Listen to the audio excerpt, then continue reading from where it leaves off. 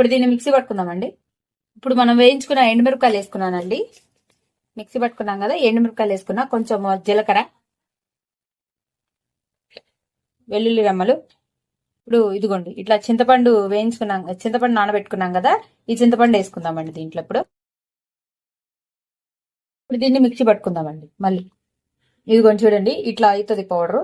Already ఎండుమిరపకాయలు వేయించుకున్నాం కదండి, దాంట్లోనే పుదీనా అంతా కూడా ఇట్లా వేసేసుకోండి. మొత్తం మగ్గిపోవాలండి, పూర్తిగా మగ్గిపోద్దండి. చూడండి మొత్తం ఇట్లా గువ్వ అయిపోయింది కదా, దీన్ని మనము మిక్సీ పట్టుకుందామండి. ఆపేసుకొని వేడి తగ్గగానే కొంచెం మిక్సీ పట్టేద్దాం.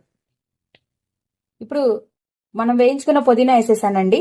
ఉప్పు వేస్తున్నాను, కొంచెం ఉప్పు అంటే పచ్చడికి సరిపడా ఉప్పు, కొంచెం పసుపు వేసుకున్నానండి.